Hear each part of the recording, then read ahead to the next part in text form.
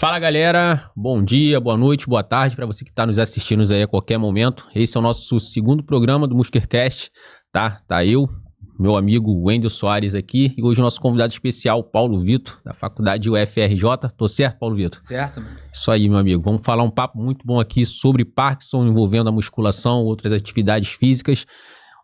O Wendel Soares vai se apresentar agora. Fala pessoal, me chamo Wendel, mais uma vez, né? Estamos com o nosso programa, nosso segundo programa, né? O Muskercast, tá? Estamos com um convidado muito especial, né? É o Paulo Vitor, como o Sanderson falou. Paulo, vou falar um pouquinho qual o currículo dele, né? Paulo é mestrando em Educação Física pela UFRJ, pós-graduado em Musculação e Treinamento de Força pela UFRJ, fez bacharel em Educação Física, licenciatura pela Universidade de Iguaçu, né, UNIG, e é pesquisador associado da LADETEF, né. Paulo, seja muito bem-vindo ao nosso Muskercast. É uma grande honra para a gente ter aqui você com a gente. Fala um pouquinho de como é que está sendo, se apresenta, fala um pouquinho como é que está sendo sua trajetória dentro da Educação Física para a gente. Bom dia, pessoal, boa tarde ou boa noite, né, para quem estiver assistindo em diferentes horários. Quero agradecer a oportunidade de estar aqui, né. Mas então, a minha trajetória, né, eu comecei com a vontade, assim, eu quero ser professor de educação física, né? E aí eu iniciei, né, minha graduação há um tempinho atrás, em 2019, e aí eu comecei aquela empolgação, né, alimentando esse sonho de querer fazer alguma coisa que fosse produtiva, né, que fosse útil, e não imaginava, né, que fosse chegar tão longe assim, com questão de formação acadêmica, porém abracei, né, a questão de estudar, de querer crescer. Aí veio a oportunidade de fazer uma pós-graduação na UFRJ. Comecei novamente me dedicando ali, estudando. Depois veio a oportunidade de integrar, né, um laboratório da UFRJ, né, que é o LADETEF, que é o Laboratório de Desempenho, Treinamento e Exercício Físico, né, que é sobre a coordenação do professor Humberto Miranda. E aí surgiu essa oportunidade de começar a fazer esse trabalho, né, e a pesquisa com os pacientes com Parkinson. E eu sempre gostei dessa questão de atender alguns públicos específicos, né? Que eu via que tinha uma carência. Na verdade, eu não tenho muitos profissionais formados, não só para atender as pessoas com Parkinson, mas outras doenças também, né? E eu sempre tive essa vontade de ir trabalhar com essa questão voltada direto para a saúde, né? E sempre pensando, poxa, cara, a gente é profissional da área da saúde, tem que ver como que a gente pode, né, agir em prol dessas pessoas, de buscar fazer alguma coisa diferente, né. Eu abracei essa oportunidade, lá a gente desenvolve algumas pesquisas, né, a gente buscando, no caso ali, a funcionalidade para essas pessoas, e aí tem diversas linhas de pesquisa, né, tem com treinamento de força, tem as pesquisas voltadas para estimulação transcraniana, tem as pesquisas voltadas com a variabilidade da frequência cardíaca. E como eu disse, sempre assim, o objetivo é de trazer funcionalidade para essas pessoas, de reabilitar, né? Porra, show, Paulo. O cara é brabo, hein, cara? O currículo do cara é bom. Pessoal, então, o nosso tema, a nossa temática hoje, nosso programa é exercício físico para indivíduos com doença de Parkinson, tá? A gente vai falar ao longo do programa um pouco mais específico sobre treinamento de força, mas a gente vai tentar englobar um pouquinho ali do que der pra gente falar sobre exercício físico de modo geral, tá? Falando um pouquinho, Paulo, o que é a doença de Parkinson, né? Que tem muitas pessoas em casa que às vezes assimila só com aquele tremor, né? Da pessoa só ficar se tremendo, mas existem outros sintomas em relação à doença de Parkinson. Tem como você falar um pouquinho a definição da doença pra gente? Sim, Paulo? sim. Então, a doença de Parkinson, ela é uma doença de caráter neurológico e ela é progressiva, né? Ela não tem cura. Então, a partir do momento que a pessoa, né, recebe o diagnóstico da doença de Parkinson, infelizmente ali, né, ela já sabe que ela vai avançar pelos estágios da doença de Parkinson, né, que vai desde o estágio inicial ali, o estágio 1, de acordo com uma tabela de classificação, até o estágio 5, né? Quanto mais próximo ali do estágio final, ela tem um comprometimento assim muito mais severo, né, ao passo de que essa pessoa ela perde essa funcionalidade, a sua autonomia. Provavelmente ela vai precisar de um auxílio para poder se locomover, até para poder fazer as suas atividades mais básicas, né? Como se alimentar, trocar de roupa, fazer sua higiene pessoal, né? E talvez uma das principais características da doença de Parkinson seja que ela leva à neurodegeneração de uns neurônios dopaminérgicos, né? são entre os neurônios ali que são contidos na substância negra. E esses neurônios dopaminérgicos, quando eles vão sendo reduzidos, reduz a dopamina, que é um neurotransmissor, que aí vai agir diretamente, influenciando de forma negativa o controle voluntário dos movimentos. E isso afeta, né, o indivíduo, né? E aí surgem os sintomas principais, né? Como você falou, o tremor, que normalmente é o que as pessoas mais associam ao Parkinson, só que quando a gente pesquisa, a gente vai buscar artigos para poder a gente ler, né, ter informações, normalmente ele não é o primeiro a ser diagnosticado, né, esse sintoma. E nós temos outros 3 sintomas, que são a bradicinesia, que é a lentidão dos movimentos, dificuldade de iniciar e controlar os movimentos, a rigidez muscular, que tem a ver com a rigidez dos músculos, a articulação também, a redução da amplitude de movimento, e instabilidade postural, que aí, normalmente afeta muito a questão do indivíduo, né, com incidência de quedas, né? E aí a gente vê aquela postura um pouco mais curvada à frente, a dificuldade dele mudar de direção. Então esses são assim, os 4 sintomas principais, quando a gente fala de sintomas motores. Porém, a gente tem também os sintomas não motores, que aí também é um espectro um pouco maior, né? Que aí tem a ver com, influencia também a questão de pressão arterial, aí leva a casos de depressão, apatia, a relatos de fadiga, afeta também a questão da digestão. Esse indivíduo também desenvolve quadros de sonolência diurna, e ele perde o sono à noite. Então, assim, além dos sintomas motores, tem também os sintomas não motores. E a gente soma esse sintoma, é um espectro bem grande que age diretamente sobre a vida desse indivíduo, né? Tá. Então, Paulo, falando um pouco sobre essa questão da ciência, né? Toda essa informação, como você acha, na sua visão, que as pessoas, a sociedade, né? Ela pode ser impactada com a ciência, né? Fala um pouquinho pra gente como essa ciência, né? Que a gente generalizando, né? Que a gente faz, né? Dentro de laboratório, como as pessoas da sociedade podem ser impactadas através da ciência que a gente está fazendo dentro de laboratório hoje. Então, né, a ciência que a gente produz no laboratório, né, e outros pesquisadores, né, é sempre voltada para a gente resolver os problemas da sociedade, a gente buscar trazer informações, né? É sempre com esse cunho. A gente vai analisar como é que a gente pode melhorar algum protocolo de treinamento, como é que a gente pode melhorar algum exercício, ou ver a questão de ativação muscular. Mas quando está falando aqui da doença de Parkinson, né, a gente tem, essas pesquisas elas têm os cunhos de a gente buscar otimizar o tratamento. A gente pesquisa o que é melhor para aquele indivíduo naquele momento. E às vezes o que a gente pesquisou hoje tem uma efetividade e mais à frente a gente pode ver que já não tem tanta efetividade, já tem outro protocolo melhor. Então a ideia é sempre essa, a gente trazer informação para a população, para a gente conscientizar também a população e a gente oferecer essas informações, né, a respeito do que é melhor ser implementado hoje em dia, como é que tem que ser o cuidado. Então é sempre buscando um caráter informativo, né?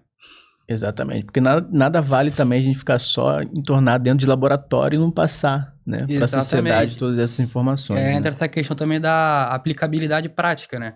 A gente também tem esse contexto, a gente informa e mostra qual é a aplicabilidade prática para poder aquilo ser reproduzido. Também não adianta a gente pesquisar, mas não informar essa questão prática, que não tem uma reprodução, ficar só preso ali num laboratório, né? Sim. Aqui nos bastidores aqui a gente estava conversando sobre a faixa etária, né, Paulo? Que às vezes o nosso público é voltado mais para o público jovem, não que a pessoa mais adulta aí, o idoso também não possa assistir, mas o jovem às vezes fica preocupado, né? Que às vezes aparece algum sintoma de tremor, como a gente estava falando nos bastidores, e eles podem já assimilar, cara, será que eu tenho Parkinson? Será que eu tenho uma doença assim? A faixa etária da doença, o Paulo, hoje está em que nível mais ou menos ali? Então, hoje, né, tem uma incidência muito grande a partir ali da 6ª década de vida, ali seus 60 anos, aí de alguns casos ali dos 50 anos, e tem uma incidência muito maior a partir dos 80 anos, né?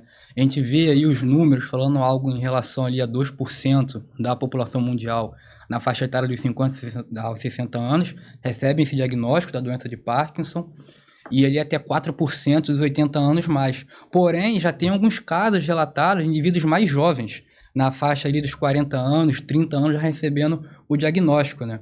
A grande questão é que não existe um exame específico para diagnosticar a doença de Parkinson, né? Você faz alguns testes motores, tem exames clínicos, né? Sempre com um neurologista, né? Isso aqui é muito deixar claro, nós profissionais de educação física, né? A gente não dá o diagnóstico da doença de Parkinson, primeiramente é um médico neurologista, né?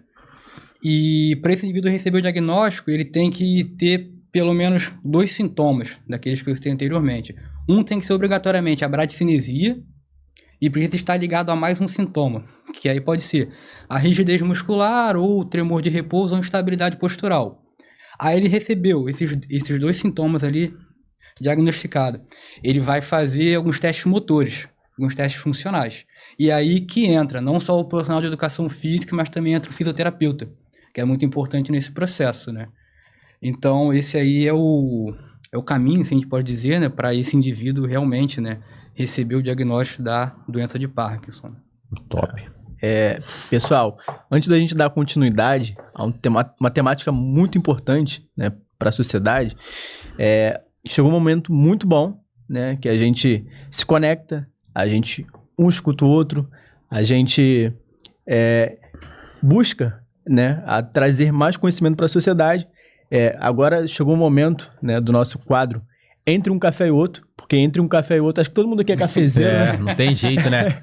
Entre um café e outro, não a tem gente jeito. se conecta, a gente se diverte, a gente traz mais informações para a sociedade. Então a gente agora chega num momento muito bom. Eu peço agora pro nosso produtor elegantíssimo trazer um café pra gente. Marcelo. Da Eta Mundo Bom, tá, galera? Ó, nosso patrocinador muito especial. A gente vai tomar um café agora pra gente dar essa continuidade, tá?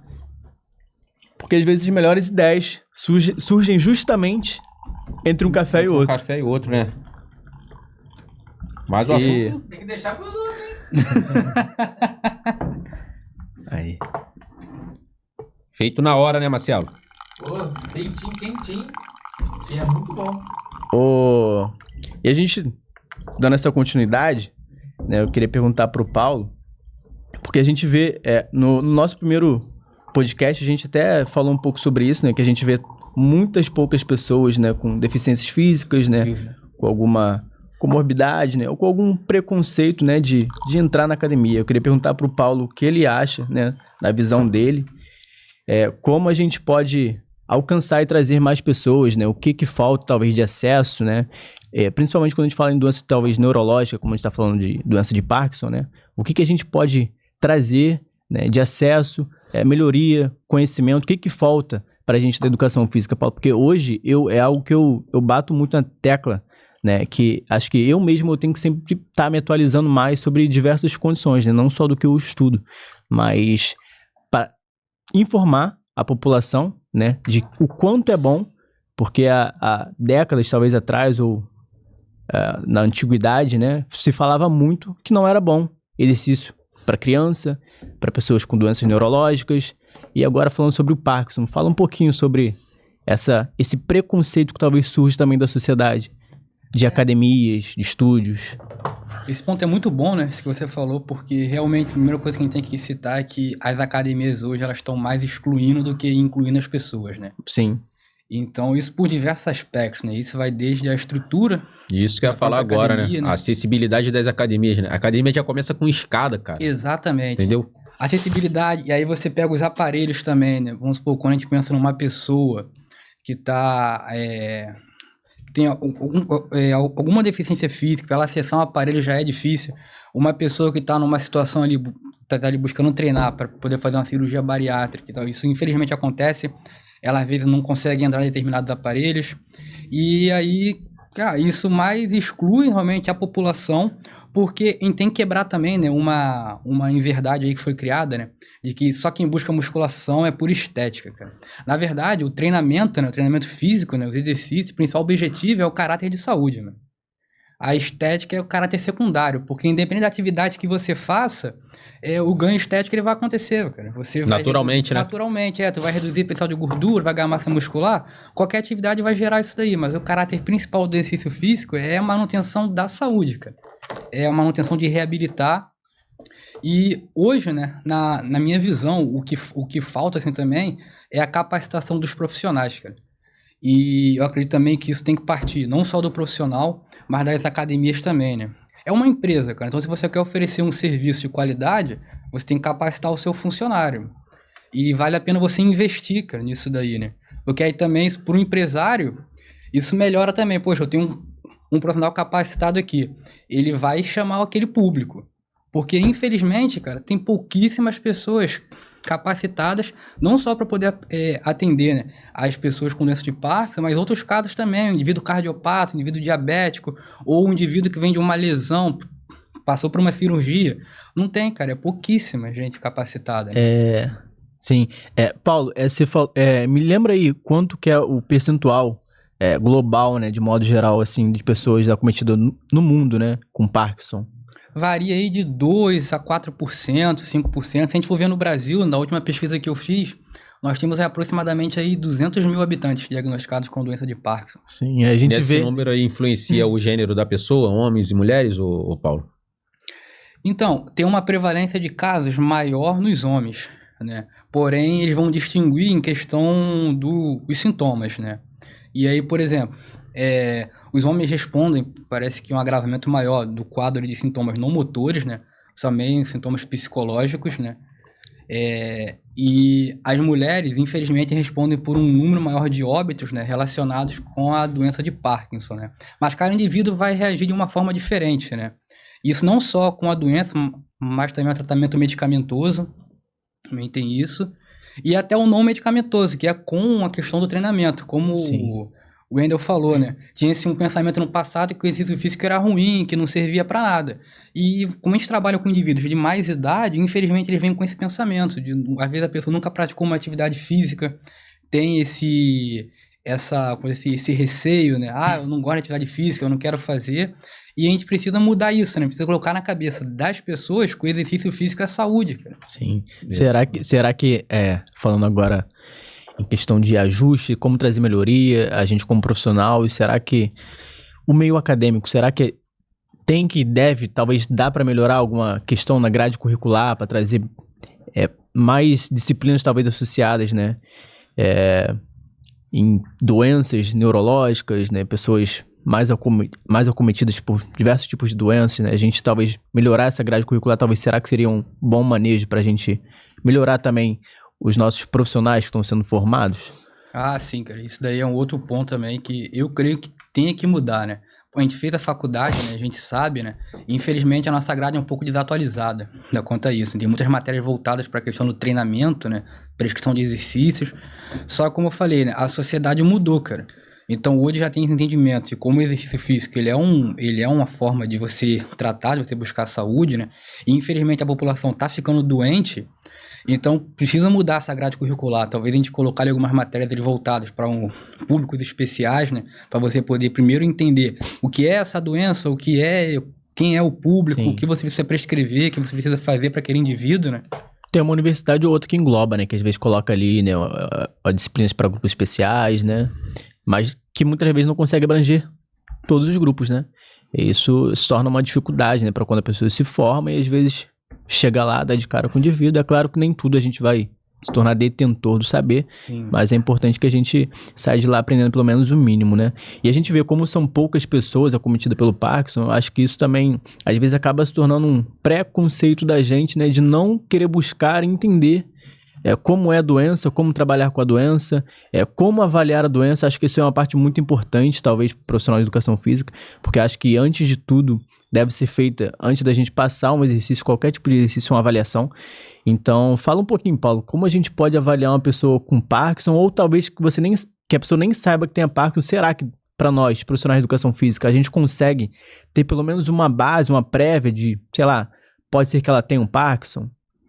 Então, né, o que você falou, né, a questão da avaliação, né, não tem como você fazer nenhuma prescrição sem você avaliar, né? Sim. Então, vamos supor, você está trabalhando com um indivíduo que está com, assim, que é um indivíduo suspeito que ele tenha Parkinson. A primeira coisa que você precisa fazer é falar com ele para ele poder buscar um atendimento de um médico, para poder começar a ser realizado os exames. Mas você, como profissional de educação física, você tem alguns testes funcionais que você pode fazer. O teste de força de preensão manual, que é o teste do hand grip.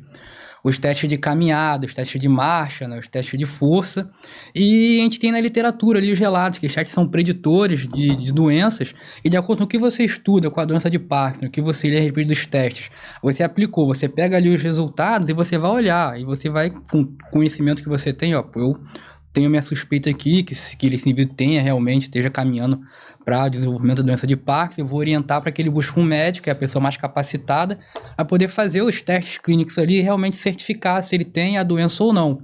Então, esse é um ponto muito importante, né? Mas para isso você precisa estudar, né? O que é a doença, precisa estudar quais são os testes, saber aplicá-los, né? Interpretar esses testes. E aí volta aquela questão, né? Isso daí, a aplicação dos testes, a gente aprende lá na graduação. Então, só que acredito que isso fique um pouco para trás por um outro problema. As academias hoje em dia tirou dos professores, né, essa questão de avaliar o aluno, né? O aluno entra na academia e já recebe uma ficha de treinamento ali provisória. Sim. Você desenvolve um treino para ele, não tem nenhuma avaliação, mas sem avaliação tu não sabe como é que tá esse aluno, né? Exatamente. Paulo, a gente está vivendo uma geração que a gente está sendo dominado aí por alguns alimentos industriais. Hoje a gente quase não consome alimentos naturais, né? Tirando o nosso café, tá muito bom, que vem aí diretamente da raiz aí das fazendas aí. Mas a gente consome muito alimentos industrializados hoje, né? Isso influencia, Paulo, para daqui a 10 anos ou 20 anos, esse número de pessoas que acometam a doença aos 60 tá caindo para 40 e 50 anos aumentar mais em relação à alimentação? Então, Ou outros hábitos também, né, Paulo? Não precisa nem ser alimentação. Outros hábitos que a gente faz hoje pode acarretar nessa doença? Isso é muito interessante, né? Quando a gente busca na literatura, e infelizmente também a gente não tem um dado concreto que fale, ó, isso que é o que desenvolve a doença de Parkinson, né? Tem uma interação de fatores, aí são tantos fatores genéticos quanto ambientais. Quando a gente fala de fatores ambientais, aí a gente pode citar, né, o fato a pessoa que trabalha no campo, por exemplo, uma fazenda, ela está exposta ali a produtos químicos. Isso parece ser um fator que facilite o aparecimento da doença de Parkinson. Aí a pessoa que está exposta a uma rotina de trabalho exaustiva, que gera um estresse nela, ansiedade, parece também ser um facilitador da doença. Quando a gente vem de fatores genéticos, aí, por exemplo, a pessoa que já teve um caso de doença de Parkinson na família, por exemplo, pai ou mãe ou um avô, ela tem também ser um facilitador para ela desenvolver a doença. Não quer dizer que ela vai desenvolver, mas pode fazer com que ela desenvolva essa doença. Aí você tem a mutação em alguns genes, né, que é uma questão um pouco mais profunda para poder se explicar, mas também isso favorece o aparecimento da doença. Com relação à alimentação, não tem como explicar a fundo, porque assim, não é a minha área de trabalho, mas também existe um acompanhamento, né? O indivíduo com Parkinson, ele precisa de uma equipe multiprofissional. Então, não só o profissional de educação física, o fisioterapeuta, mas ele é acompanhado por um nutricionista, um neurologista, um psicólogo, né? E diversos outros serviços, né? O fonoaudiólogo, o musicoterapeuta, para poder realmente englobar todos esses sintomas que afetam, né, a sua vida, né? E ela é uma doença unilateral, Paulo? Ela atinge só um lado do corpo ou ela pode atingir a biomecânica todinha do... Ela começa de forma unilateral, né? Somente nas extremidades que a gente vê mais os tremores, né? Então, provavelmente nas mãos, nos pés, e com o avançar dos estágios, ela vai sendo de forma bilateral. E normalmente você vê mais esses sintomas, como no caso o tremor, a lentificação, quando o indivíduo vai começar de forma voluntária algum movimento, né? Então, por exemplo, o indivíduo está ali realizando um exercício, né? Por exemplo, uma remada, e aí você vê realmente essa dificuldade dele em começar o movimento, né? Ou quando ele está submetido a alguma situação em que para ele fica ansioso ou fica estressado, isso vai desencadear, né, esses sintomas para que eles apareçam de forma mais perceptível, né? Sim, sim. Tem gente que deve estar assistindo a gente agora, deve estar visualizando, deve estar falando, caraca, eu tenho tremor. Até nosso produtor ali falou agora, pô, minha perna tá tremendo aqui, cara, eu tô com medo. O pessoal pode estar assistindo agora, pode estar tentando associar alguma condição, Paulo. Será que dá pra gente tentar associar ou não devemos ser assim? Devemos buscar, claro, né, um diagnóstico mais concreto? Como é que é essa questão da doença, dos sinais, quais são os primeiros sinais que a doença dá? É uma doença mais silenciosa? Explica um pouquinho pra galera aí. Até no caso, se a produção tiver como botar uma imagem aí, né? Ah, show. Então, você falou você falou que as pessoas estão começando a associar com os tremores. A primeira coisa, a gente tem que entender que tem o tremor essencial, né? Que todos nós temos. Isso daí é um ponto. E com relação, né, ao que a gente pode ver no indivíduo com Parkinson, né, a gente tem que ficar atento à questão da marcha, né, como é que esse indivíduo ele caminha.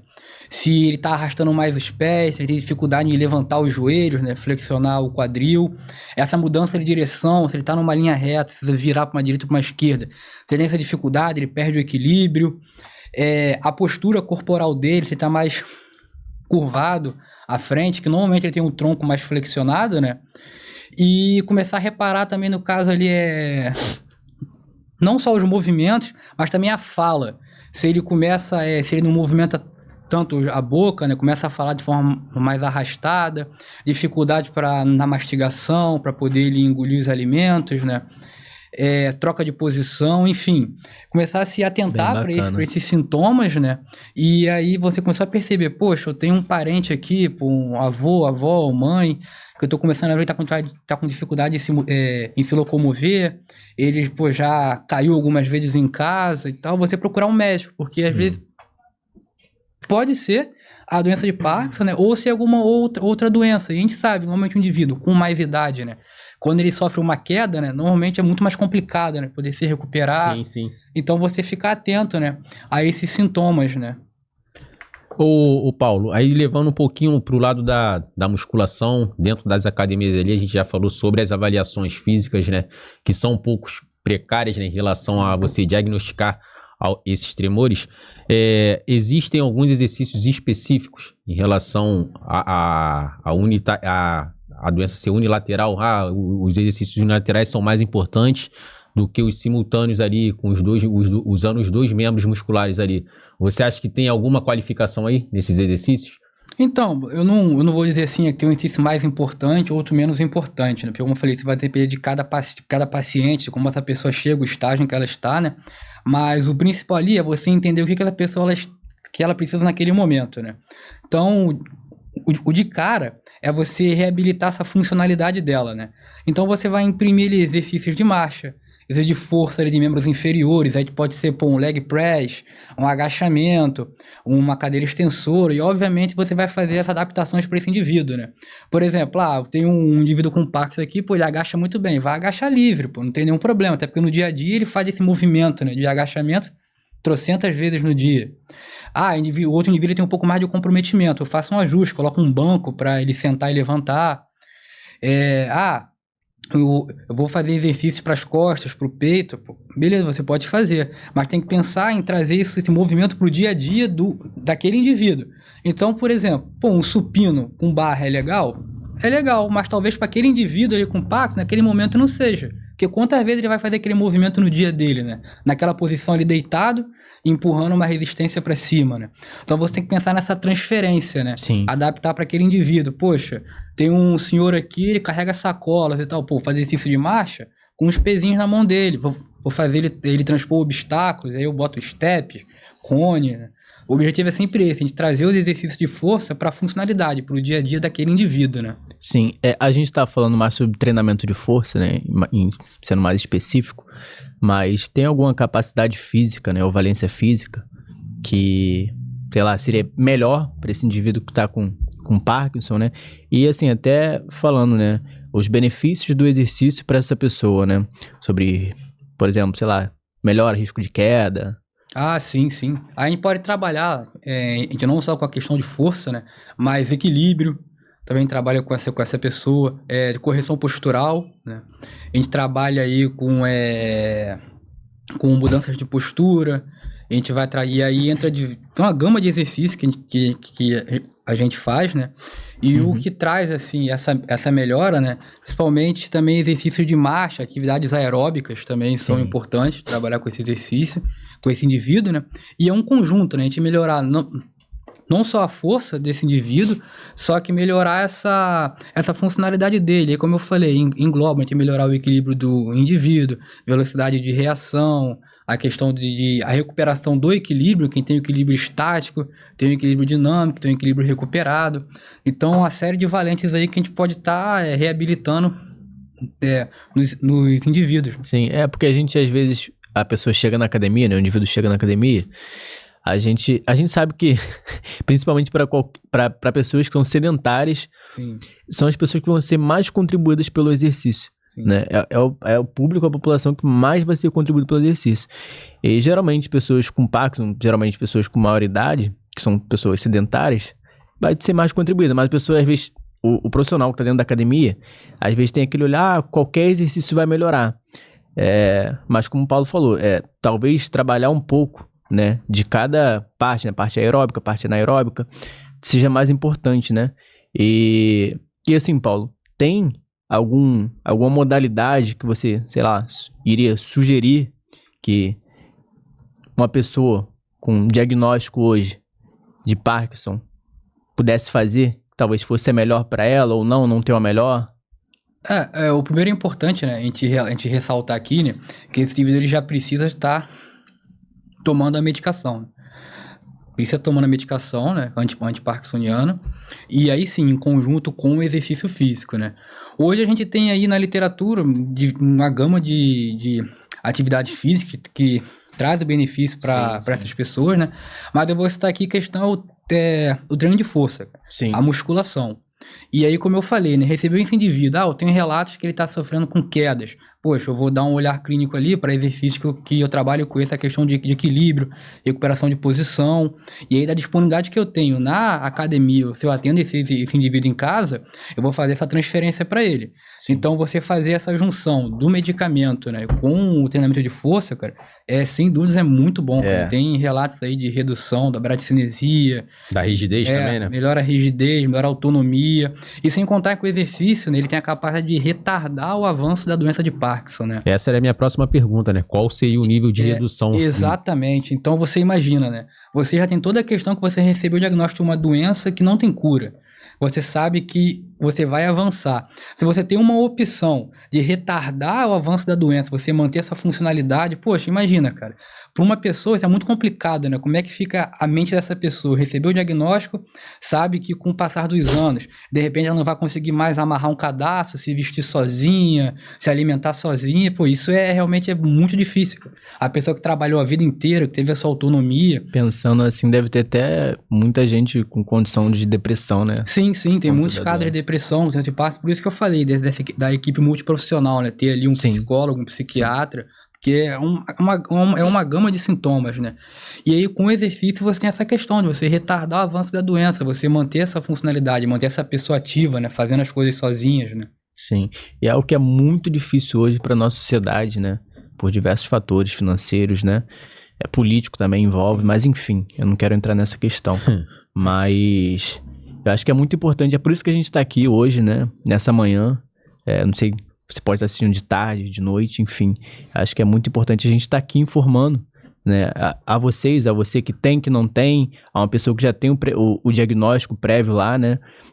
Como pode estar melhorando ou retardando a doença. Acho que é uma parte muito fundamental, né?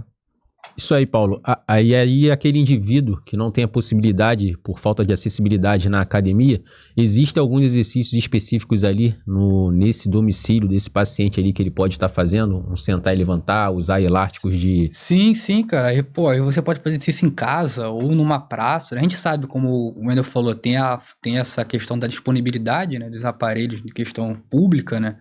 Mas em casa você pode fazer, você pode fazer um sentar e levantar no sofá ou numa cadeira. Você pode pegar, às vezes, pegar umas 2 sacolas de mercado, coloca ali um pacotinho de feijão, um pacotinho de arroz. Você faz sentar e levantar com essa sacola. Você faz uma caminhada, ou tem um quintal em casa, ou tem um corredor, faz uma questão de marcha. Ou então, poxa, eu quero sair, eu quero ir pra rua. Vai fazer uma caminhada na rua, vai fazer uma corridinha na rua, um trote, né? Mas tem uma série de exercícios que dá para você fazer em casa. E como eu falei, né? Você tem pensando no que você faz no seu dia. Eu tenho um armário alto na cozinha, normalmente eu tô guardando ali um arroz, um feijão. Tem essa transferência também, eu boto uma cadeira ali, eu tô com um pacote de arroz aqui, eu sentei nessa cadeira, levantei, fiz um desenvolvimento, coloquei o pacote de arroz e feijão em cima do armário. Sim, tu pode fazer, mano. Às vezes eu tenho uma aluna de personal que ela tá buscando, né, o atendimento para saber se ela tem a doença de Parkinson, né, e a filha dela tem uma bicicleta ergométrica em casa, pô. E eu já falei, tantas vezes na semana você pode fazer, pô. Tá em casa, você tem a disponibilidade, né, de você fazer e tal. E até pensando assim, em questão também de acessibilidade, né, pô, em vez de eu pegar esse indivíduo, já um indivíduo de idade, e fazer com que ele vá pra rua, né? A gente sabe que pela região da Baixada Fluminense, né, que a gente se encontra, né? Não tem tanta acessibilidade, as calçadas irregulares e tudo mais. Então você tem uma bicicleta em casa, ou você tem algum elástico, né? Algum equipamento que não requer um custo muito alto, né? Pode sim você estar fazendo exercício em casa, entendeu? Qualquer exercício, cara, é sempre bom. A questão é você não estar fazendo nada. Exatamente. Esse que é o principal problema. Uma das principais questões, né, por trazer diversos tipos de doenças para a sociedade é o sedentarismo, sim, né? Sim. E Paulo, eu tenho falado muito com o pessoal, acho que até no primeiro programa eu e o Santos discutimos um pouco sobre isso, a importância da gente, quando a gente for avaliar o indivíduo, a gente pensar, né, no indivíduo, né? Porque cada CPF é um CPF, né? Nosso Rodrigão Peixoto fala muito sobre isso. Mas por quê? É importante essa questão de avaliar, não só pensando, claro, né, na especificidade dos exercícios que você vai passar, mas pensando na reavaliação. Porque eu acho que cara, de grande valia, de grande importância, a gente mostrar dados para o indivíduo. Eu acho que principalmente nessa questão de doença neurológica, que o indivíduo já está cometido, já está com questão emocional muito afetada. Então, você mostrar o quanto que ele melhorou, cara, o quanto que isso é importante. Pô, acho que isso vale demais para o indivíduo, até para ele dar continuidade, que eu acho que a gente fala muito sobre isso também, eu e o João tem conversado muito sobre a questão de adesão e aderência, né? São conceitos um pouco diferentes, né? Mas o indivíduo dar continuidade, dar segmento ao exercício, eu acho que uma parte da avaliação importante é essa, a gente mostrar dados importantes para o indivíduo, mesmo que seja só, sentar e levantar, tem teste de sentar e levantar, né? Força de membro inferior. Para o indivíduo que acha que está cometido com doença de Parkinson, acho que é muito importante, porque o indivíduo já tem menos força em membro inferior, né? Tem menos velocidade, então ele vai sentar e levantar com mais cautela, mais dificuldade, e acho que melhorar, 3 repetições, 5 repetições, já seja algo bacana para mostrar um dado bacana, o indivíduo já ficar, caraca, melhorei, vou dar continuidade que eu posso melhorar mais. Acho que isso é muito importante, né? Isso aí, Paulo, a gente está falando muito sobre musculação, academia, falamos também de exercícios no próprio domicílio desse paciente. Tem alguma obstrução de outras atividades coletivas que esse paciente possa ou não fazer, como crossfit, funcional ou outras modalidades que esse indivíduo possa ou não estar fazendo ali para estar buscando? Crossfit já... Entendeu? Então. O crossfit realmente já é mais intenso, né? Um pouco mais, não é nem a questão da intensidade, às vezes tem a ver com a questão dos movimentos em si, né? Só que essa questão de restrição, isso vai depender do estágio da doença. Isso que eu ia falar agora, né? Dependendo, né? Se tiver ali no primeiro estágio, não teria nenhum problema, né? Os primeiros estágios, ali o estágio 1 e 2, são bem mais tranquilos, sim, né? Esse indivíduo normalmente aprende um comprometimento ali no estágio 1, um comprometimento unilateral, né? Estágio 2 ali já é um comprometimento ali bilateral, mas é de forma muito mais leve, né? Então não tem tanta restrição com o exercício. Às vezes você vai fazer algum ajuste, mas que aí já é um ajuste que ele é recorrente da idade mesmo. Você tem um indivíduo idoso, não tem provavelmente como. Isso aí é uma outra questão. Não é só a doença de Parkinson, tem também as limitações que a idade, né, já traz. Então você tem que estar pensando nisso daí tudo. Mas com relação à limitação, é de acordo com o estágio que o indivíduo se encontra. Então, por exemplo, se esse indivíduo está ali no estágio 1, no estágio 2, que ele tem a funcionalidade preservada, ele faz muita coisa sozinho, vai fazer atividade, não fica preso só ao treinamento de força, vai fazer um funcional, um HIIT, vai fazer, eu gosto de correr, claro, sempre com a orientação de um profissional de educação física, né? Vai participar de uma equipe de corrida, ou então de ciclismo, vai fazer essa atividade. Mas aí é óbvio, né? Quando esse indivíduo ele se encontra no estágio 4 e 5, trabalhar com exercício físico já é muito difícil com esse indivíduo. E aí que já entra uma questão dos exercícios voltados com o fisioterapeuta, né? Lá no laboratório da UFRJ, a gente trabalha em indivíduos de estágio 1 a 3, que são estágios que a gente consegue ali implementar o treino de força, né? E estágios maiores que esse, né? Como eu falei, a gente não consegue mais, porque o indivíduo ele já se encontra ali um pouco mais debilitado, né?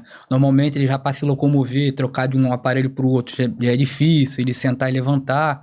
Então aí já entra o fisioterapeuta, né, fazendo exercícios com ele. Mas se você aí, pô, tá bem, você se movimenta bem, vai fazer atividade física, cara. Vai fazer aulas coletivas, vai caminhar, vai correr. Entendeu? O que eu falo muito pro pessoal na academia é igual quando o pessoal pergunta, pô, qual é o melhor cardio, qual é o melhor exercício pra me fazer? Cara, faz o que você gosta de fazer. Exatamente. E pessoal do CrossFit, né? Preconceito, não é preconceito, não, tá? Até porque, como o Paulo falou, tem a questão dos graus da doença. Então, vai depender do grau, talvez fique muito difícil pra pessoa estar dentro. E até porque é uma aula coletiva, o CrossFit, né? Que, assim, pelo menos pelo que eu vejo, a grande maioria das vezes não tem tantos professores e estagiários junto para administrar uma aula e tá ajudando uma pessoa sozinha, como se fosse um personal, né? Assim, no caso. Sim. Então, seria talvez mais difícil a depender do grau da situação da doença da pessoa. Sim. Tá? E falando, Paulo, sobre essa questão de exercício, acho que é algo muito importante também e válido a gente pensar aqui, né? E transferir para a sociedade, para os nossos profissionais, né? E até para mim, pro Sanderson entender um pouquinho também, sim. Que é muito válido. Cara, tem uma dose ideal de exercício para esse indivíduo com Parkinson? Então, né, se a gente for seguir aí as recomendações gerais, né, que a gente tem, somente assim, recomendações do Colégio Americano de Medicina, né, aí isso vai depender ali de 150 minutos de atividade ali, atividade leve a moderada, né, ou então ali, de repente, uns 75 minutos de atividade intensa, né, vigorosa. Porém, no geral, né, quando a gente olha, esse indivíduo, pelo menos, se ele fizer ali 2 a 3 vezes na semana, exercício físico, já é, assim, o ideal, né? A gente alcançar isso. Ainda mais se a gente levar em consideração que boa parte da população não pratica atividade física, então a gente tem que começar ali, degrau por degrau, né? Primeiro essa conscientização baixo volume, de que o físico é importante, e entra o que você falou muito bem, a aderência. Não adianta a gente querer impor alguma coisa que o indivíduo ele não gosta de fazer, senão ele não vai ficar, tem que ser ali aos poucos. Mas de início é isso daí, 2 a 3 vezes na semana, e óbvio, quanto mais vezes é melhor. Se o indivíduo conseguir treinar aí 5 vezes na semana, poxa, excelente, cara. Caramba, bacana. Agora tô falando em essa questão do indivíduo gostar, né, curtir o que ele tá fazendo, me veio até a mente em tarefas, né? Não sei se vocês fazem lá na LADTF, tarefas, dupla tarefa, né, exercício de dupla tarefa. Vocês costumam fazer esses trabalhos lá? Não, hoje lá a gente não está aplicando, né? Até por questão dos protocolos de pesquisa que estão acontecendo, né, no momento. Mas, sim, tem muitos artigos falando sobre a aplicação de dupla tarefa, né? Para indivíduos, não só indivíduos com doenças neurológicas, mas também até indivíduos idosos mesmo, né? Você trabalhar essa parte, não só a parte muscular, mas a parte cognitiva, né? Embora a atividade física, ela também trabalha a parte cognitiva, né? Gerando neuroplasticidade, uma série de fatores, mas a atividade dupla tarefas tem demonstrado aí bons resultados, né? Sim. Tudo isso daí. O Paulo, a gente falou no iniciozinho, né, como é que a doença ela é ali, se inicia nesse paciente, aí a gente falou depois que esse paciente já tem para ele buscar atividade física, mas o indivíduo que já pratica uma atividade física, seja ali um atleta, um jogador de futebol, um nadador, ele pode futuramente tá ali tendo Parkinson na tua faixa etária ali entre os 50 e os 60 anos, esse indivíduo que já foi tão elétrico ali na sua juventude? Sim, ele pode vir a desenvolver, né? É óbvio que, claro, com a prática do treinamento, atividade física, né, você reduz, né, essa chance de você desenvolver, mas você pode vir desenvolver, porque, como eu falei, tem uma série de fatores que fogem ao nosso controle, né? Desde questões genéticas a questões ambientais. Mas aí, claro, quando esse indivíduo ele vier a desenvolver, muito certamente ele vai avançar de forma bem mais lenta pelos estágios, que já tem a bagagem dele, né, de atividade física que ele praticava, mas ele pode vir a desenvolver sim, pô. A gente tem aí de casos mais recentes, né, o ator, que eu até me esqueci o nome agora, que veio De Volta para o Futuro, né, ele tem a doença de Parkinson, o Harrison Ford, a doença de Parkinson, e eram pessoas ativas, né, pessoas que praticavam ali, talvez não um treinamento de força igual a gente tem nossos clientes, né, que buscam ali treinar de segunda a sexta ou de segunda a segunda, mas eram pessoas ativas, pessoas que praticavam atividades, tinham sua autonomia e desenvolveram a doença. Então, assim, o exercício ele não vai impedir, né? Só que ele vai minimizar e muito as chances de você desenvolver, e caso você desenvolva, muito certamente você vai caminhar de forma bem lenta, né? Com a progressão da doença, né? E assim, a gente falando de exercício, mas falar de uma forma geral, generalizar um pouquinho mais, qual a importância da família, Paulo, nesse momento? Chega muitos indivíduos lá no laboratório com seus familiares, tem uma importância nessa condição, né, de, é claro, né, trazer uma equipe multidisciplinar, fazer exercício, mas qual a importância da família nesse momento do indivíduo? A família é um papel importantíssimo, né? Lá a gente recebe os pacientes, alguns vão acompanhados, né, por um familiar, né? Tem paciente lá que filha leva, a mãe, né, o irmão. E como eu falei, é a questão do acolhimento, né? De dar um apoio, né? Você já tem uma carga emocional muito grande você receber esse diagnóstico, né? Então, imagina, o indivíduo já chega ali para baixo, Sim. já chega desanimado, né?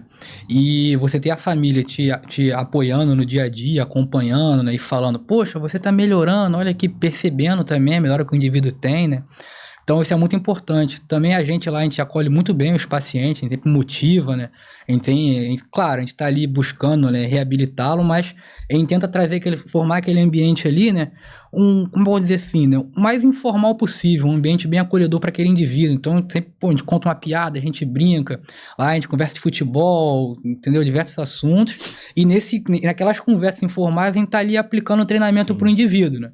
Então, a família é muito importante, né? Nesse caso aí, de estar dando apoio para esse indivíduo e acompanhando nesse processo, né? Eu creio que deve ter diversos profissionais de educação física nos assistindo agora, se Deus quiser.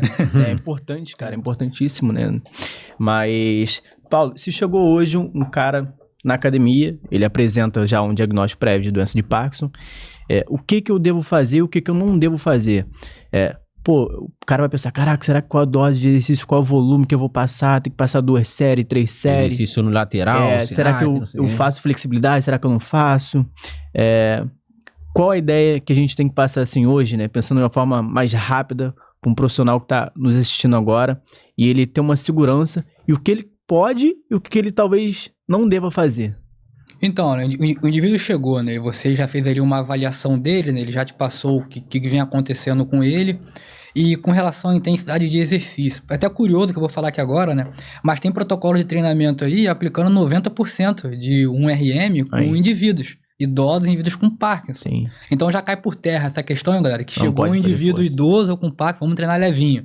Vamos dar um pezinho cotonete para ele, faz devagar, vai lesionar, 15 repetições, entendeu? Não, tem protocolos aí aplicando agachamento livre com 4 repetições, pô. Carga para 4 repetições, pô. O supino com barra, entende? Então o indivíduo chegou, primeira coisa, você vai analisar o que está acontecendo com ele. O que eu preciso solucionar aqui de imediato? Ele tem um comprometimento na marcha. Vou aplicar exercícios de marcha. A sessão inteira? É óbvio que não, porque às vezes vai ficar. Às vezes isso satura o indivíduo. Mas às vezes o indivíduo fala, eu tenho tempo aí de 1 hora por dia. Tu bota ali os exercícios que você acha os principais no começo ali da sua planificação de treino, né? E vai botando exercícios complementares. Sim. Para aquele indivíduo. E aí, cara, é uma infinidade. Tu pode trabalhar lá com 90% de 1RM, 70%, 50%. Posso passar exercício unilateral, vou passar ali uma rosca bíceps unilateral. Posso passar bilateral também. Posso com leg press, um agachamento livre, entendeu? Uma puxada. Algo muito bacana. Por que eu tô perguntando isso agora também? Associando o que você tá falando. Porque às vezes o indivíduo chega lá, né, tem uma dificuldade de marcha, né? Talvez muita dificuldade ou pouca dificuldade, enfim. Aí o indivíduo vê, né, o profissional vê e fala, caraca, ele tem muita dificuldade de ficar em pé, talvez, de caminhar. Vou passar tudo pra ele sentado. Você não vai resolver. Exatamente, mas essa é a questão, cara. Não, e um detalhe, para o pessoal, um leigo que tá nos assistindo, quando a gente fala marcha, galera, foda, é a caminhada, é o andar. Vamos lá, andar. Vai pensar que é marcha de soldado. Mas isso daí, muito importante, isso daí acontece, cara. Acho que a questão é o medo do profissional e o desconhecimento. Porque você não vai resolver o problema dele, ele vai continuar com dificuldade de marcha. Não vai ser uma cadeira extensora que vai resolver ele de caminhar direito. Eu acho que o medo a gente como profissional deve ter, mas um medo no sentido de cuidar, né? De acolher, de abraçar e de não machucar a pessoa. Acho que é o que eu sempre tive na minha cabeça desde o meu primeiro dia de estágio. Cara, o que eu tenho que fazer para não machucar essa pessoa? Tá, mas agora, não vou machucar. O que eu posso fazer para tentar melhorar mais isso? Vou passar só a extensora? Aí entra outra questão, o indivíduo tá com dificuldade de marcha, ele vai cair, eu vou botar ele na esteira aqui devagarzinho. Não existe só esteira para poder fazer marcha, tá me entendendo? Sim. Aí entra aquela questão, qual é a transferência que isso tem pra vida dele? Será que na esteira tá ali representando os obstáculos que ele passa no dia a dia. Como é que ele fez para poder chegar na academia? Pô, o cara passou calçada mais alta do que a outra, um buraco e tudo mais. Aí não vai ser o cara lá, aquece na esteira aí seus 15 minutinhos antes de começar a treinar. Aí segurando lá na esteira e caminhando ali, entendeu? Isso não faz sentido. Acho que hoje tá tão em alta isso do movimento no plano transverso, né? O Rodrigo fala muito, tô fazendo marketing do Rodrigo aqui não, tá? O cara é bom mesmo, cara. O cara é muito bom. Movimentos no plano transverso, né? Acho que associar mais, né? A questão da atividade de vida diária do indivíduo, né? O Paulo tem feito muito isso que eu tenho visto nas redes sociais do Paulo. Vou até falar, Paulo, já deixar o Instagram dele, tá? O meu é soares.w.c. Personal Sanderson S14 e o do Paulo? Professor.paulovitor. O Vitor é sem o C, galera. Então, acho muito importante essa questão da gente tentar trazer algo que vai não só não machucar o indivíduo, mas solucionar algo que a gente pode pensar em talvez trazer melhorias para a condição dele, né? Exatamente. O primeiro passo é a gente pensar em dar uma base de repertório motor para aquele indivíduo, né? Dar uma base para ele. A partir desse conceito, a gente construiu uma base, vamos pensar agora em exercícios que tem uma alta demanda, exercícios que aumentam uma complexidade motora. E aí, como falou, tem um exercício no plano transverso, e aí você começa tem assim, uma infinidade de exercícios que você pode aplicar, e aí vai depender do que você quer fazer naquele momento com aquele indivíduo. E ainda mais quando se trata, você está atendendo um paciente neurológico, cara, a melhor maneira de você realmente ter mais efetividade é você começar a implementar exercícios, né? Claro, como foi um indivíduo tendo já a base, que aumente essa complexidade motora, que aumente esse trabalho neural, aumente essa demanda neural para ele, né? Sim. Isso aí já é o mais importante. E aí, a partir disso também, tem outras aplicações. Aí a gente pode entrar também no campo da imagética motora. Também seria a questão ali de você fazer exercícios mentais, né? Você se visualizar fazendo determinados exercícios. E a imagética aí, se você for ver na literatura, já é muito antiga, cara. Se usava aí com atletas profissionais para poder buscar o refinamento de algum gesto motor, aperfeiçoar. E de uns anos para cá foi inserido no campo aí da reabilitação.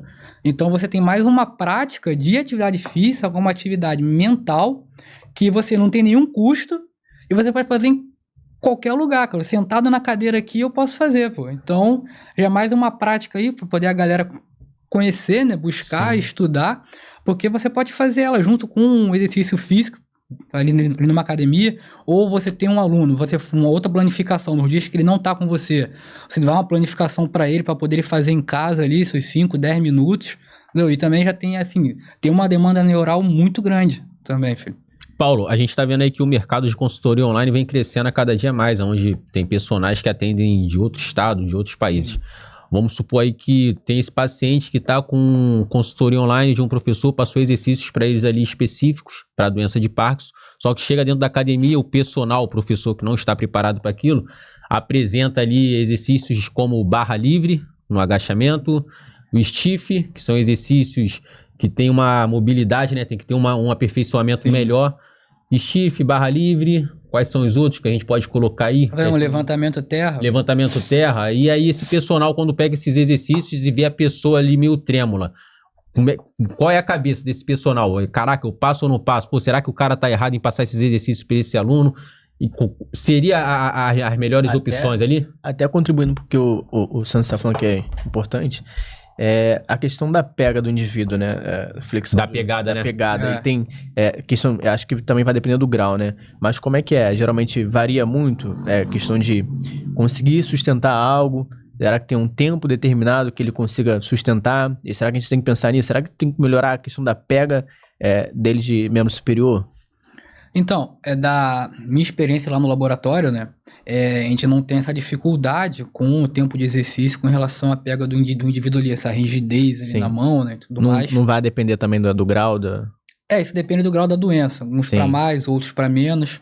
Mas, como assim a gente fala, né? Com a própria prática dos exercícios, né? Não só exercícios específicos para isso, mas, você faz uma remada, querendo ou não, você vai melhorar a sua força ali, de sua força de pressão manual. Os extensores, porque você está segurando ali a máquina para você poder fazer o movimento. Mas, às vezes o indivíduo apresenta, né? Um tremor, mas ainda não tivemos, assim, nenhum paciente, né? Até no caso do meu atendimento particular, que tivesse dificuldade em manter, né? Em segurar, assim, os objetos, né? Provavelmente deve ser mais assim, ser mais acentuado, né? Como eu falei, porque a gente não trabalha em indivíduo assim, de estágio 4 e 5, mas é mais acentuado nesses estágios, né? E aí tem essa dificuldade. Cara, o exercício melhora tudo. Deixa até o cara mais feio, mais bonito. E é o que ele tava falando com a relação ali da consultoria, né? Às vezes, eu tenho essa dificuldade, isso não só com indivíduos com alguma comorbidade, não. Mas eu vou prescrever para a consultoria, eu fico pensando, cara, será que o professor que vai ver, que é minha aluna, ela vai ter dúvidas? Tá capacitado, eu sempre falo, ó, cara, me pergunta, Sim. manda mensagem pra mim.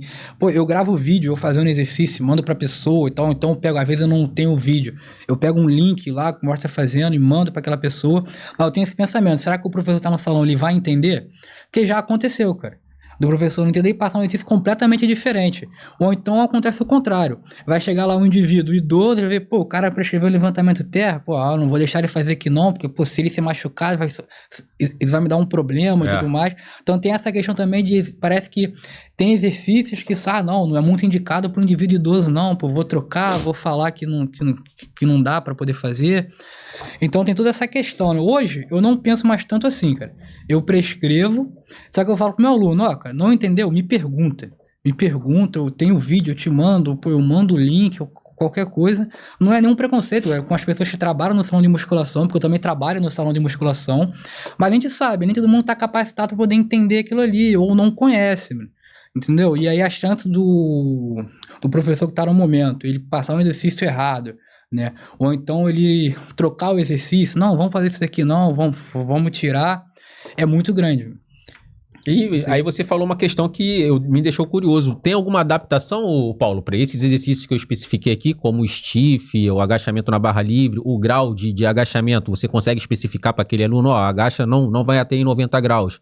Vai até um grau onde você consiga executar o exercício com excelência também. No stiff, não flexiona o tronco totalmente, flexiona até um certo momento. Você consegue fazer essa adaptação para esses exercícios? Sim, a gente consegue, pô. Por exemplo, num agachamento. Lá no laboratório a gente usa muito o sentar e levantar do banco, com halteres, né? E aí tem indivíduos que tem, às vezes, uma limitação de amplitude de movimento, a gente bota ali em cima do banco um step, que já é um facilitador para o indivíduo estar realizando o movimento. E sempre pensando na progressão. Com o tempo, eu vou retirar esse step, vou fazer esse indivíduo, pelo menos ali, encostar no banco e levantar. A gente faz um levantamento terra. Pô, tem paciente lá que faz levantamento terra com 50 quilos, pô, além do peso da barra. E aí as adaptações que a gente faz, às vezes, é a altura da saída pro levantamento terra. Às vezes eu boto o step deitado, o step um pouco mais em pé, vai depender de cada pessoa. Mas saindo desse contexto, assim, do laboratório, né, numa academia, você vai adaptar de acordo com a limitação do seu aluno, pô. Por exemplo, eu quero fazer um agachamento livre, mas eu já melhorei no sentar e levantar no banco, só que ainda não tem muita confiança, ou o indivíduo não tem confiança em fazer com uma barra. Deixa ele com halteres, mas sem o banco. Fala para ele poder agachar até onde ele conseguir e você vai fazendo, pô. Tem diversas, cara. Tu pode fazer o agachamento com o TRX, para o indivíduo, pelo menos, ele ter uma amplitude maior, se sentir mais confortável em estar te segurando, ter algum apoio. E aí, claro, como eu falei, levantamento terra, uma saída mais alta ou uma saída mais baixa, de acordo com a limitação que ele tem ou não. Um supino, cara, eu posso botar na máquina, posso botar com halteres, eu quero fazer com barra, eu posso colocar. Tudo vai depender de como aquele aluno ele se apresenta para você, e você faz as adaptações. Até essa questão de, acho que para finalizar, né, a gente, eu e o Santos até trocou essa ideia, né, acho que o Santos tinha comentado, né, qual seria a melhor forma de trazer exercício para esse paciente? É claro que vai depender também se é um paciente que já treina ou não, mas o que é melhor talvez seria exercício com máquina ou exercício com peso livre? Explica um pouquinho pra galera aí, para o pessoal entender. Eu ia perguntar isso daí também. O início ali, né? O início máquina ali, ou exercício livre? O exercício... O que seria mais viável? Cara, o mais viável é o que ele puder fazer. Se puder fazer só máquina, vai fazer só máquina. Se puder fazer só livre, beleza. Mas se puder fazer os dois, faça os dois. Não, em termos, assim, de ganhos, né? A gente sabe que não tem mais essa diferença, igual se pensava no passado. Tem que ser exercício livre. Sim. Máquina não resolve. O mais importante é variar, né? Exatamente. Você dá esse repertório motor e a disponibilidade ali que você encontra, cara. Você pode estar atendendo um indivíduo numa academia que às vezes não tem uma máquina, por exemplo. Não tem uma máquina de panturrilha, pô. Aí eu não vou fazer panturrilha porque, poxa, não tenho a máquina, tô com medo de fazer livre. Bota o indivíduo para poder fazer livre, entendeu? Você vai dar disponibilidade. Eu não tenho, assim... O melhor é ele fazer todos, cara. Se der pra ele fazer exercício livre, máquina, entendeu? Ele faça. Pra não ter restrição, né? Não tem restrição de exercício, no caso. Acho que esse episódio está sendo e vai ser muito importante, né, para profissionais de educação física, para pessoas que têm, né, algum familiar, algum ente querido próximo que tem um diagnóstico prévio de doença de Parkinson. E eu creio que o Paulo, né, com esse conhecimento que ele trouxe pra gente, pra sociedade, pra vocês, acho que vai agregar muito, cara. Muito obrigado, tá, Paulo? Eu que por trazer agradeço aí, muito conhecimento pra gente hoje. Pô, muita coisa. Abriu minha mente em mil coisas aqui, tá? Agradecendo mais uma vez ao Paulo, agradecendo a rapaziada do Eta Mundo Bom, tá? Nosso patrocinador aí. E ó, se você gostou, segue a gente lá nas redes sociais, tá? A gente já deixou as nossas redes sociais, vai deixar logo embaixo também. Curte, compartilha, comenta, se inscreve no canal, não esquece de se inscrever no canal. Tem um canal no YouTube, Instagram também, da gente aí, Muskercast. Provavelmente a gente vai ter outros episódios, tá, galera? A gente vai trazer muita gente boa aí, tá? A galera... Paulo, entendeu?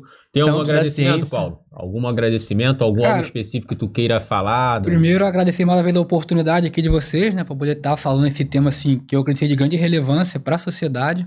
Agradecer o pessoal do LADTEF, cara, que lá a gente desenvolve as pesquisas, né? Com os pacientes com Parkinson, aí, professor Humberto Miranda, que é meu professor e meu orientador. Renata, Adalberto, Iliane, Daira, entendeu? A galera tem outros nomes, aí seriam muitos nomes pra poder falar aqui agora. Mas o pessoal que ele trabalha no dia a dia ali com os pacientes, a gente buscando sempre, né, dar o nosso melhor. Então, agradeço a esse pessoal aí, cara, todo, que também, assim, tudo que eu falei aqui hoje, né, eu não aprendi sozinho tem sempre alguém que me abriu as portas e me mostrou o caminho do conhecimento e eu continuo nele. Então, eu falo assim, a gente não cria nada, né, a gente só aprende com os outros. E só uma mensagem que eu deixo, cara, é essa daí, cara. É se qualificar, é buscar estudar, né? E como eu falo, outras pessoas abriram as portas pra mim, pra que eu pudesse chegar onde eu tô. E é o que eu levo comigo, cara. É poder abrir portas pra outras pessoas também, né? Fazer a transmissão do conhecimento. E é isso, pessoal. Show, a gente levar nosso conhecimento pra sociedade, né? Não é ficar igual um rato de laboratório, deixar aquilo preso só no laboratório, fazer ciência, não levar para pessoas, né? E eu acho que é isso. A gente agora pensar, né, em ter essa sensibilização, né, de trabalhar com o peito, com o coração mais aberto, né, para trazer mais conhecimento, para conseguir ser mais profissional, ser mais qualificado e conseguir trabalhar com maior amor à profissão, né? Porque às vezes chega lá um indivíduo na academia, porra, chegou esse cara, porra, dificuldade, correria e tal. Então, acho que é importante a gente trabalhar de peito aberto, né? Fazer com que a gente tenha mais amor à profissão, né? Amar todos de forma igual, né? Cuidar de todos de forma igual. Eu acho que isso que faz valer a pena, né? É isso aí, galera. Pegar a visão o papo do Wendel, do Paulo Vitor, né? Sair desse acomodismo, né? Os profissionais de educação física, sair dessa 3 de 12, 4 de 10. 3 de 15, entendeu? Aquecimento, esteira 15 minutos, entendeu? Vamos absorver mais conhecimentos, tá? E o nosso programa vai ter tudo isso daqui para você estar abrangendo muito mais coisas aí do nosso mundo acadêmico. E se puderem, deixem indicações aqui de quem vocês acham que a gente deveria trazer no próximo programa, pra gente trocar uma ideia, um papo bom, tá? Seja lá profissional de educação física, nutricionista, um médico, né, da área esportiva, acho que é algo bacana, então pode deixar as indicações embaixo também. Então é isso aí, galera. Estamos encerrando, né, Wendel? Fechou. Valeu, galera. Muito obrigado, Paulo. Valeu nada, mais eu uma agradeço vez. aí. Tamo junto, Paulo. Valeu, mano. Valeu.